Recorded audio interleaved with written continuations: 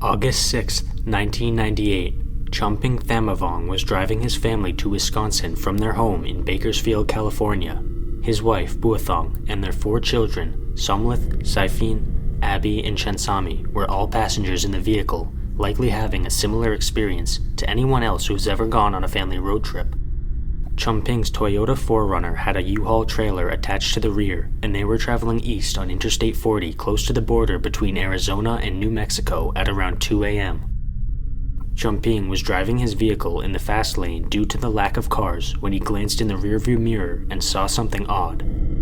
2 18-wheeler Mack trucks were quickly approaching his vehicle, and they didn't appear to be slowing down anytime soon.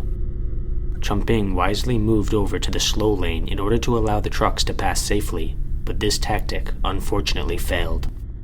One of the trucks, a tan or bronze-colored Volvo tractor-trailer, smashed into the U-Haul trailer. This collision caused Chumping to lose control of the car, and it flipped over. 6-year-old Abby and 9-year-old Chansami were both thrown from the windows, and they perished.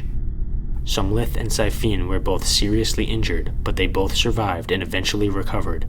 Chumping and Buathong both survived as well, although they were now burdened with the memory of the morning their lives would change forever. Following the crash, both trucks fled the scene immediately. By the time the police arrived, they were long gone, and Chumping could only give his description of the vehicle that had been responsible for claiming the lives of half his children. The authorities confiscated what little evidence they could find, various broken pieces of the truck's bumper that were strewn across the highway. An investigation ensued, but almost no information about it exists on the internet. In fact, the only thing we know for sure about the investigation was that it was unsuccessful. The truck driver who killed 2 innocent children was never identified, and he remains unknown to this very day. There are several theories on what could have happened that fateful day, as well as numerous questions about the incident. First, it's possible that the truck driver was either asleep at the wheel or under the influence. Unfortunately, some truck drivers are forced to travel very long distances in relatively short amounts of time, so it wouldn't be unheard of for a driver to be lacking sleep. If either of these scenarios is true, did he flee the scene out of fear of being arrested? Another disturbing aspect of this case is the second truck driver. There were 2 trucks present at the scene, and the driver of the second vehicle was the only other witness to the incident. Why didn't this person stop to help or even call the police? It's possible that they were afraid of retaliation from the other driver, or even possibly being implicated in the crash. It's also a possibility that the second driver may not have been fully aware of exactly how bad the crash was. Sadly, this case has long been cold, and it doesn't look like anything will change anytime soon. The crash happened in a remote stretch of desert highway with no cameras and hardly any witnesses, meaning there is virtually no evidence to work with. The case has most likely not even been cracked open since 1998, and it will most likely remain in the unsolved pile forever.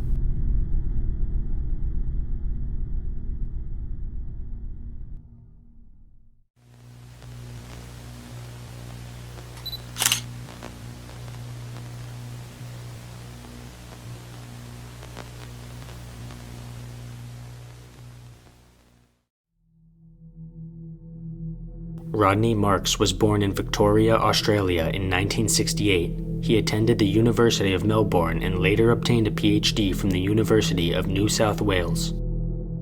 Rodney became an astrophysicist and was temporarily placed at the South Pole Station from 1997 to 1998. He was then employed by the station to work with the Smithsonian Astrophysical Observatory, where he worked on the Antarctic Submillimeter Telescope and Remote Observatory.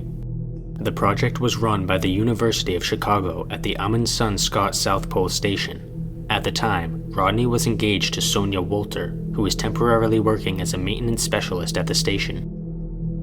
Rodney had been diagnosed with Tourette syndrome, a neurodevelopment disorder that often causes tics, including unintentional physical movement and verbal outbursts.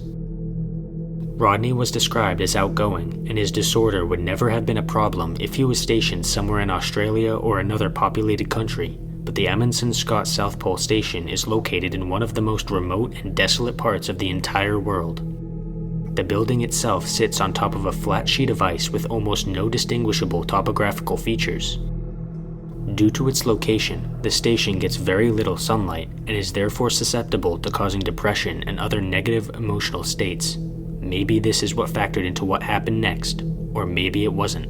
Nobody knows for certain. On May 11th of 2000, Rodney had been fixing a problem with one of the telescope's receivers, and he was walking between the observatory and the base when he started to feel sick. It wasn't serious at first, just a normal sickness, but that quickly changed.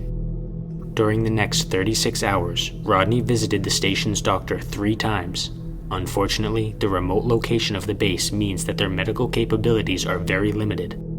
Despite the doctor's best efforts, they simply didn't have access to the resources that Rodney needed. On May 12th, 32-year-old Rodney Mars died with an undiagnosed sickness. The National Science Foundation released a statement saying that Rodney had apparently died of natural causes, but the particular cause of death had not yet been determined. A full autopsy could not be performed until the body was removed from the station and flown off the continent. For my viewers who live in the Northern Hemisphere with me, it might sound counterintuitive when I say that Rodney's death, which happened in May, was during the winter months. Unfortunately, due to the season, the body had to be kept at the station for almost 6 months before finally being flown to New Zealand. However, despite this time gap, a post-mortem examination revealed that the cause of death had been methanol poisoning. This discovery opened up several new questions in the case. Had Rodney consumed methanol unknowingly, or had he committed suicide? If he drank methanol unintentionally, had someone else given it to him? Investigators were determined to find the answers to these questions, but the process would turn out to be very complicated. The Antarctic is not a normal continent with multiple clearly divided nations. Jurisdiction is a major issue in the Antarctic, and Rodney's case served to highlight the extent of this issue.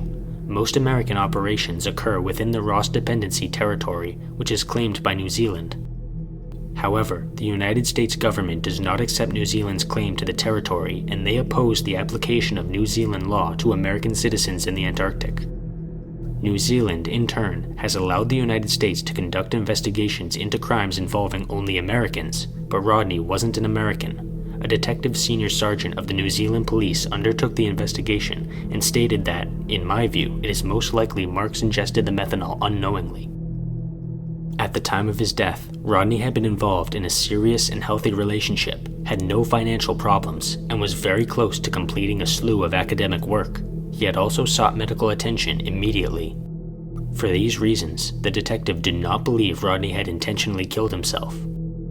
Disturbingly, the detective attempted to communicate with the people who had been at the station at the time of Rodney's death, but they were hardly cooperative. We wanted the results of the internal investigation and to get in contact with people who were there to ask them some questions.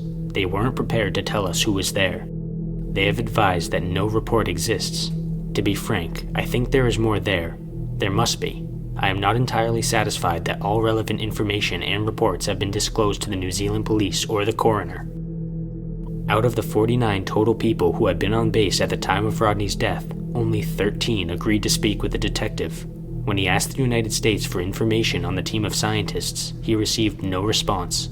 In fact, the United States conducted its own investigation without the knowledge of New Zealand or the head detective, but to this day, it's unknown what the US investigators may or may not have uncovered. We only know the New Zealand detective's work.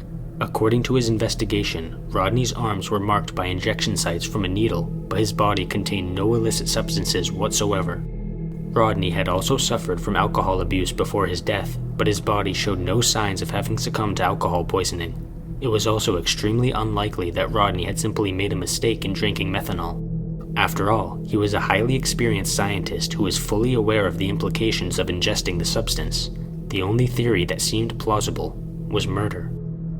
One of the other workers on the base must have slipped methanol into Rodney's drink for some unknown reason. Rodney's case made news headlines around the world for being the first murder ever in the Antarctic.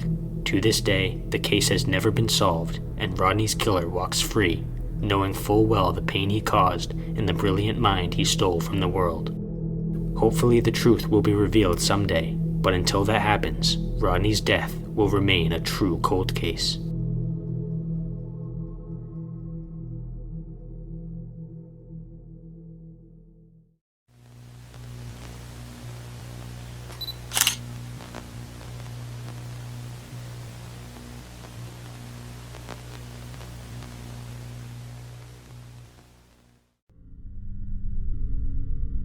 "27-year-old Raja McQueen was the mother of 2 boys and the youngest sibling of 6 sisters. According to her family, the siblings were all extremely close and kept in contact. As of 2021, she was studying music at Rosedale Bible College and life looked like it was going very well. However, things would suddenly change on June 26th of 2021 when Raja was seen entering her 2018 Nissan Sentra at a gas station on East 131 Street, Harvard Avenue in Cleveland, Ohio. That would be the last time anyone would ever see her, but it wouldn't be the last time anyone would see her vehicle. A little while after leaving the gas station, Raja's car was seen in the possession of an unidentified person. The vehicle had 2 brand new bullet holes, one in the roof and one in the rear passenger door. According to the FBI, the last known sighting of the car included information about the hubcaps being missing and a dealer tag being in the rear window, which had not previously been there. When it was realized that Raja was missing, the authorities were contacted. The police went door to door with the FBI assisting them, and they informed the public that they were offering a $25,000 reward for any information regarding Raja's disappearance. According to Cleveland Police Detective Kevin Callahan, we've issued probably at least maybe 15 search warrants and interviewed a ton of people. Despite this, law enforcement pleaded with the public to come forward with information pertaining to the case. We need help from the community. We firmly believe that somebody out there in either one of those areas in particular knows something. Maybe they've seen Raja's car parked on the street at that time back in June. The authorities ended up using a helicopter and a drone to perform aerial searches, both of which came up empty-handed. Raja's family has been very invested in the case, handing out missing persons flyers and going door to door themselves to search for answers. She is missing. The car is missing. She has not been home. She didn't go to work. It's like she just vanished. She has to be somewhere. She is somewhere, and someone knows where she is, and I really believe that. Raja's family have also been in contact with the Cleveland police, and they receive periodic updates on the case, although these updates are typically small and not very noteworthy. I'm not saying the police haven't been doing their part, I just don't think they have enough to do it. I just don't feel like they have those extra resources. Crime Stopper has since offered a $5,000 reward for any information leading to Raja or the identity and prosecution of anyone responsible for her disappearance.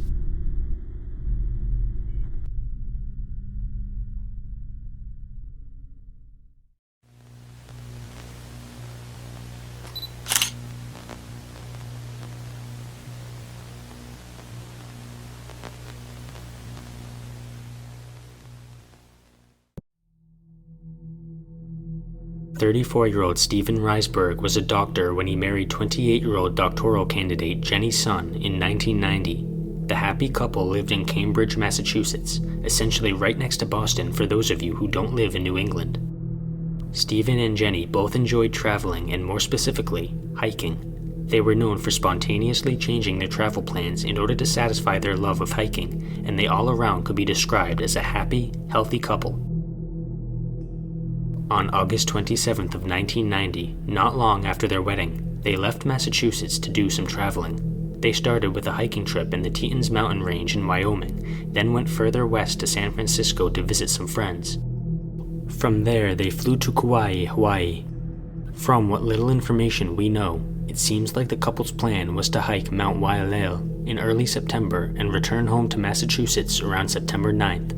However, the 9th rolled around and the newlyweds were still enjoying their vacation in America's tropical paradise. This was no cause for alarm. As I mentioned before, they were known for their spontaneity and nothing seemed to be out of place. This laid-back feeling did not last. By the time September 24th came along and the couple had still not returned home, a professor at Harvard University reported Jenny missing. She was his student at that time and he knew that she was supposed to be back from vacation already. An investigation was launched into the disappearance of the couple. Roughly 2 weeks after they were reported missing, their rental car was found at the Puokila lookout point in Koki State Park. The vehicle was still fully packed with all their belongings, including tents, backpacks, and suitcases. The police questioned the former program director of the Koki Museum of Natural History at the park, and he reported that he had met the couple on September 9th or maybe a few days later. He couldn't quite remember. What he did recall was that they had studied maps of Waialeo, the mountain they were planning to hike.